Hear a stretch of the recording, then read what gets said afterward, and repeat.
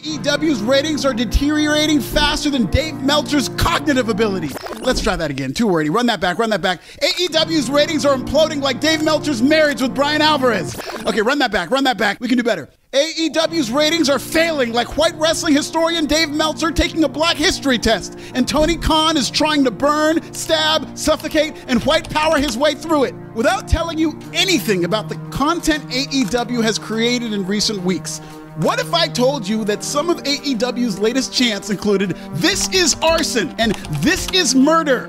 What would you assume about the product just knowing that alone? Just think about that for a second. And while you do, subscribe in Swahili. AEW has a whole storyline where Hangman Adam Page burnt Swerve Strickland's childhood home to the ground. A great angle, to be sure.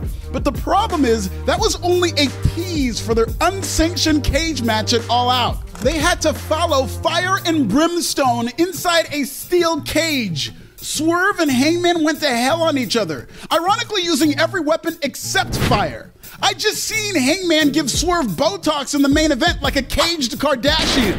They took bumps on cinder block. They ran it back with the staple guns. AEW's were the best set the business back with steel chair shots to the skull. And fuck what you heard. Swerve and the Hangman are not okay. They may say they're fine, but that's just probably the concussions talking. Swerve and Hanger may have been able to walk away from this match with no serious injuries, but if they keep this up, that'll be all the walking they won't be doing 10 years from now when their scrambled brains impair their speaking ability to the point where they make Joe Biden look like Joe Tessitore. WWE and pro wrestling at large already laid out the simple yet effective blueprint to becoming a successful wrestling company. Focus on the stories, not the matches.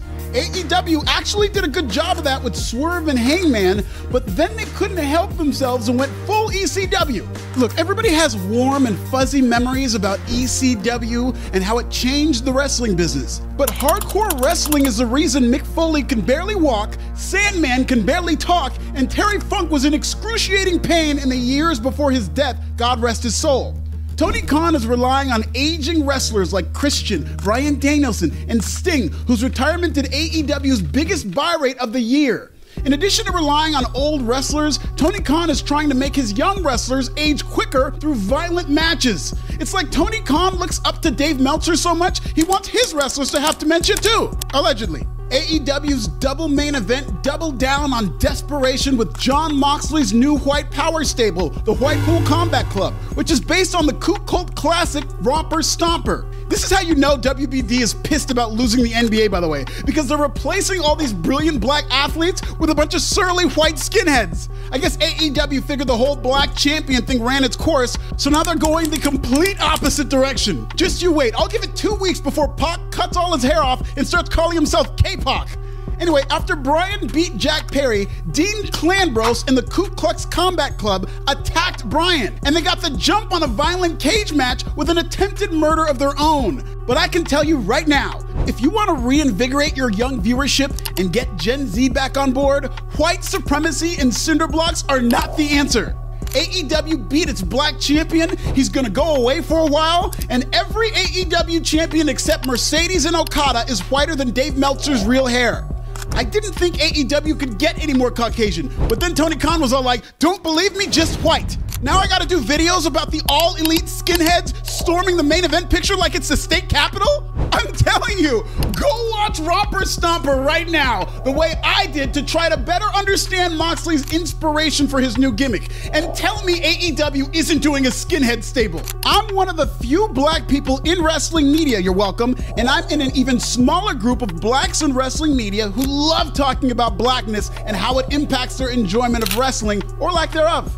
I'm one of the only black people in wrestling media ready and willing to talk about racism. So when AEW books a white supremacy stable, I got to write something. Can I tell you a story right quick? One of the few handful of times I was called the N-word to my face was at the Shell gas station in Durham, California, where these two skinheads wearing matching white t-shirts walked by me, and one of them said, "All we're saying is white power, you fucking nigger." And they just went about their business.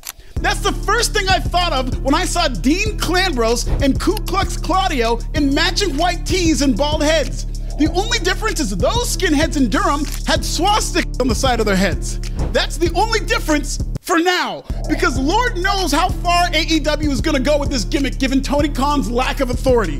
Look, I'm not even saying AEW should cancel this gimmick. Get it how you live. I actually want to see this play out. I can take it. I'm not a snowflake, I'm a fucking ninja star. Plus, at least they're a heel stable. And heels are supposed to be bad people, like racists, dirty politicians, narcissists, or in some cases a combination of all three. Why not represent the worst types of heels on the white man's television? At the end of the day, I have no reason to believe that Jonathan Good, Claudio Castagnoli, and the people portraying this desperate white power gimmick are actual racists. I'm just a handsome black columnist along for the ride, and I'm gonna call it like I see it. I will say though, for a promotion that struggles booking three-dimensional characters, boy is AEW good at creating realistic skinheads, because I almost got PTSD watching those Yakubians in action. AEW is going extreme to make headlines, and not in a good way.